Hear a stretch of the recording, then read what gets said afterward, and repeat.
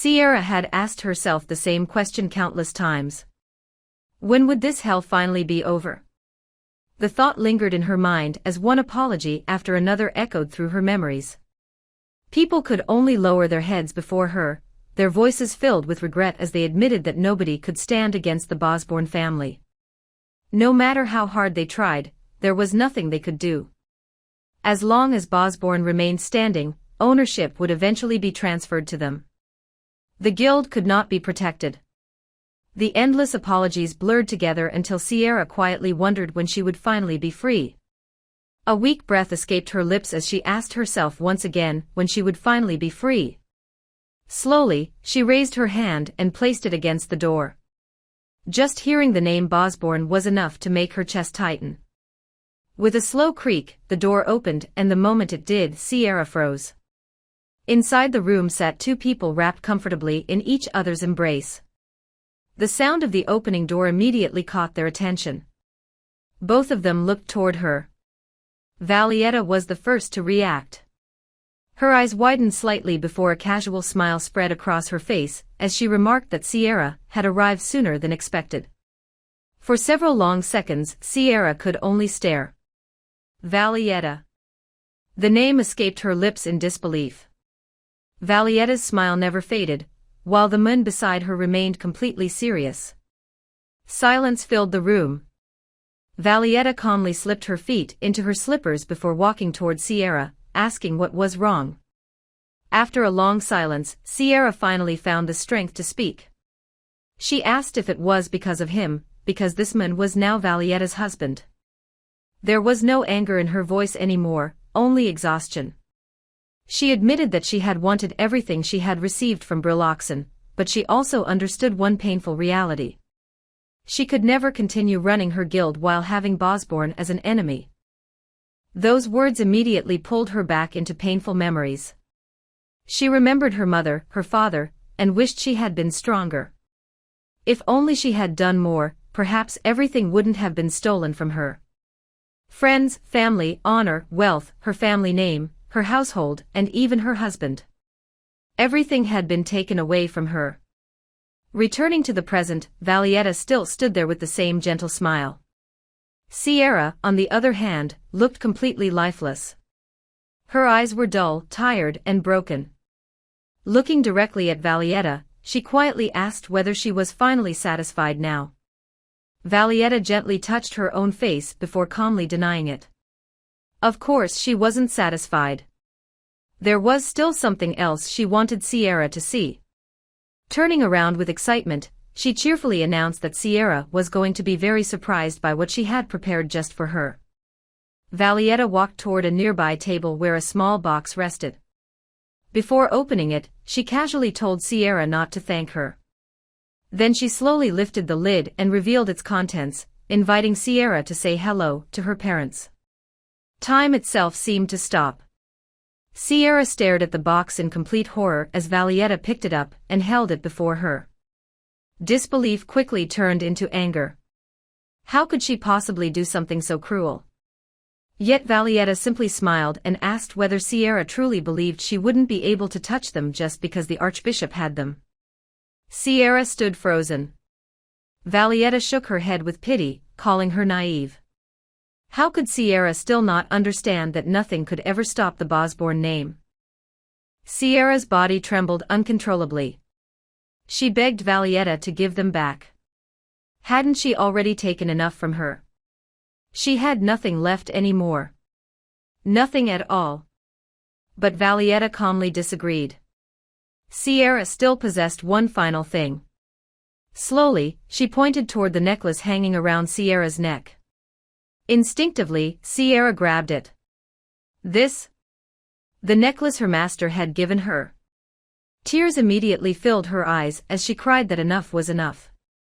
It was only a necklace. There had been no reason to disrespect her dead parents just to obtain it. Valietta calmly corrected her. The necklace itself wasn't important. What mattered was that it belonged to Sierra. Silence filled the room once again. Sierra stood there unable to respond. Then Valietta unexpectedly agreed. Fine. She would give it to her. A hollow feeling echoed through Sierra's heart. What difference would one more loss make now? Nothing would change anyway. Valietta stepped closer while Sierra lowered her head. It looked as though she wanted to say something, but the words refused to come. Her tired eyes slowly lifted. Then everything exploded. With a sudden rush, Sierra lunged forward, screaming for her parents to be returned. Valietta's eyes widened in complete shock. Sierra shouted again, desperately demanding that they be given back to her. Valietta asked what was wrong with her, but Sierra had already lost control. Valietta ordered her to stop, yet Sierra refused. If Valietta wanted her to stop, she had to return her parents first. Sierra reached toward the box. Before she could touch it, a sharp flash cut through the air. A blade slashed across her body. Blood sprayed everywhere as unbearable pain consumed her. The silent man had finally moved. Leighton had drawn his sword. His expression never changed. Calmly returning the blade to its sheath, he reminded Sierra that she had been told to stop. Valietta immediately cried out his name. Leighton. Sierra silently stared at the blood covering her body. At that moment, she finally understood. So this was how everything would end. Valietta trembled while Leighton calmly asked if she was all right. She thanked him. Meanwhile, Sierra looked at both of them with empty eyes. What a foolish life she had lived. She had been deceived, manipulated, and controlled by people like them. Valietta then asked if the necklace was truly what she wanted. Sierra quietly answered yes, because she had already lost everything precious to her because of them. Slowly, she turned away and began walking toward the balcony. Blood continued dripping from her wound as her body swayed with every step. Yet for the first time in years, she felt peaceful. Finally, it would all be over. Leighton and Valietta watched in confusion until realization suddenly struck Valietta. Sierra intended to jump. Panicking, Valietta rushed toward her, but she was already too late. Sierra smiled sadly. Their cursed relationship would finally come to an end forever. Without another word, she jumped. Valietta screamed her name, but Sierra was already falling. She crashed into the water below as bubbles surrounded her and darkness swallowed everything. As she slowly sank deeper beneath the surface, only one thought remained in her mind. Finally, she was free. Then suddenly, her eyes opened. A mysterious voice echoed around her, telling her that she could not rid herself of that girl. Confused, Sierra demanded to know who was speaking. The voice calmly answered that it would turn back time. It would fix everything. They would start over. Sierra immediately panicked and begged it to stop, but the voice ignored her. She was told to accept it. Tears filled her eyes as she refused, but the voice remained unwavering. This was her destiny. The darkness shattered, the world changed, and suddenly a carriage rolled peacefully along a quiet road beneath the bright sunlight. Inside sat Sierra, alive once again. Looking happily through the window, she remarked that the weather was beautiful before turning toward Valietta and asking whether she agreed. Across from her sat Valietta, but unlike before, her head remained lowered. Her hands tightly gripped her dress while guilt and shame covered her expression. Unable to raise her eyes, she quietly spoke Sierra's name, remaining seated with her head lowered and her dress tightly clutched in her trembling hands. It hadn't begun yesterday. Nor had it started today. As Sierra quietly reflected on the past, she finally realized just how long Valietta had been imitating her. It wasn't limited to a single habit or a passing fascination. Valietta had copied everything, her actions, her way of speaking, the clothes she wore, the accessories she chose, even the hobbies she enjoyed and the people she surrounded herself with. Wherever Sierra appeared, admiration naturally followed. Yet instead of finding her own identity, Valietta had desperately tried to become another Sierra. One day, unable to hide her curiosity any longer, Valietta noticed the brooch decorating Sierra's outfit. She repeatedly asked where Sierra had gotten it, hoping to obtain one just like it. Back then, Sierra had simply smiled to herself. She believed it was nothing more than the clumsy, slightly excessive affection of a close friend. Looking back now, she realized that had been her greatest mistake. Even today, Valietta had dressed exactly like her. Everyone around them found it amusing. They couldn't imagine that the beloved only daughter of the prestigious duke's family would imitate the daughter of a count whose greatest strength was simply wealth. If someone were forced to choose which of the two was the fake, they would naturally point toward the count's daughter without hesitation. Standing face to face while surrounded by countless gazes, Sierra could feel every whisper piercing through her. Somewhere along the way, she had become nothing more than Valietta's shadow. Her eyes slowly lowered toward the ground as she realized it hadn't taken long for those countless looks filled with ridicule and contempt to crush her confidence. Eventually, she reached a simple conclusion. She no longer wanted to attend social gatherings. Her sudden change worried her parents deeply. Without asking unnecessary questions, they quietly embraced their daughter and comforted her, choosing to stay by her side instead of forcing answers from her. From that day onward, Sierra decided to change her approach to life. Rather than chasing acceptance from society, she completely severed her ties with both the noble social circles and Valietta herself. Instead, she devoted all of her time to studying everything expected of the future heir of her family.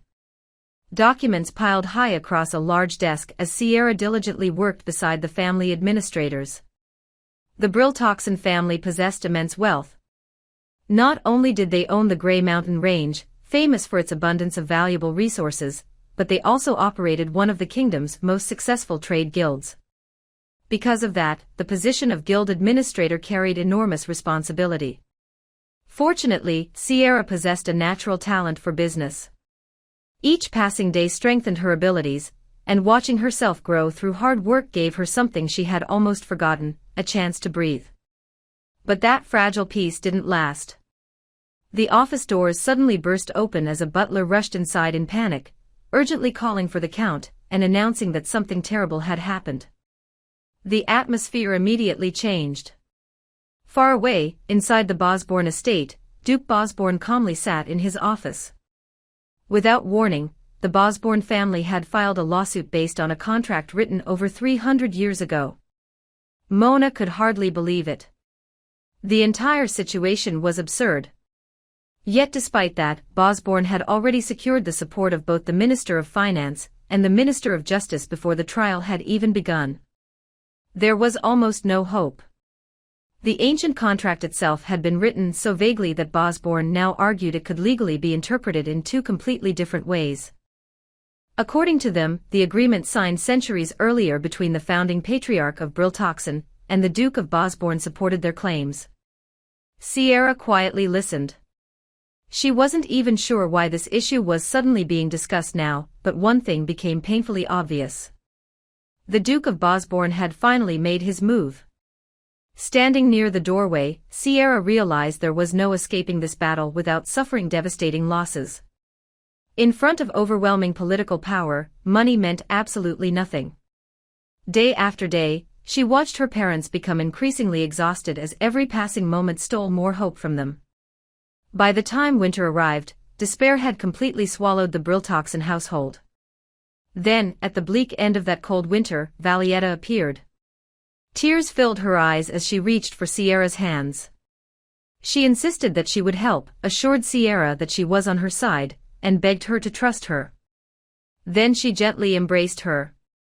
After speaking those comforting words, Valietta disappeared. Shortly afterward, the butler rushed inside once again with astonishing news. As though by magic, the lawsuit had been completely nullified. The entire Briltoxin family stood in stunned silence. Something they had struggled against for nearly half a year had simply vanished without explanation. The conclusion felt strangely empty. Unable to contain her gratitude, Sierra found Valietta, took both of her hands, and sincerely thanked her for saving the family. Valietta simply smiled. Looking back now, Sierra could only wonder why she had been so unbelievably naive. Naturally, her relationship with Valietta returned to exactly what it had once been. Everything reset to the beginning. At the next tea gathering, whispers once again spread among the nobles, and people talked behind Sierra's back. Still, after receiving such an enormous favor, she couldn't bring herself to reject Valietta anymore. Whenever the burden of their relationship became too much and Sierra tried to distance herself, or whenever she decided she didn't want to attend another gathering with Valietta, something strange always happened. A maid would suddenly come running toward them with alarming news, and each time, something unpleasant followed. It didn't take Sierra very long to realize the horrifying truth. This had never truly been about the Bosbourne family. It was all because of Valietta's obsession. Suddenly, everything changed. The peaceful garden disappeared, and a carriage rolled along a familiar road. Valietta looked toward Sierra with concern and gently asked what was wrong. Sierra instinctively grabbed the necklace around her neck as fear consumed her. Was this merely a dream or reality?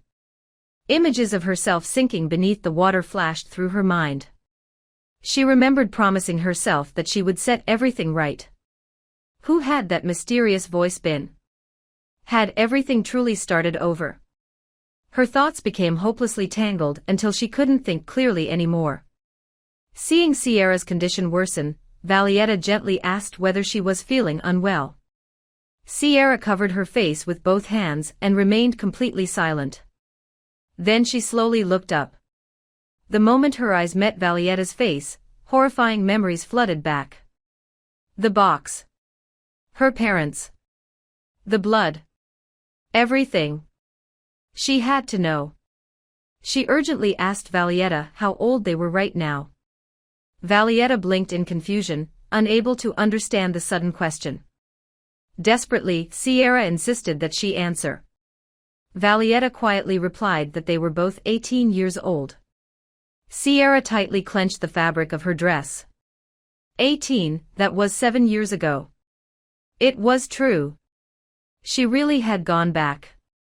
Someone had truly turned back time to erase her completely. Instinctively, she grabbed the necklace once more. Still worried, Valietta gently asked if she was truly all right before suggesting they turn the carriage around immediately if she wasn't feeling well. Sierra lowered her gaze. Why was she the only one forced to relive such a hellish life? At that moment, a warm memory suddenly surfaced. She remembered herself as a little child laughing happily in her parents' arms. But the memory disappeared just as quickly. Back in the carriage, tears slowly gathered in Sierra's eyes. Her expression gradually hardened. No.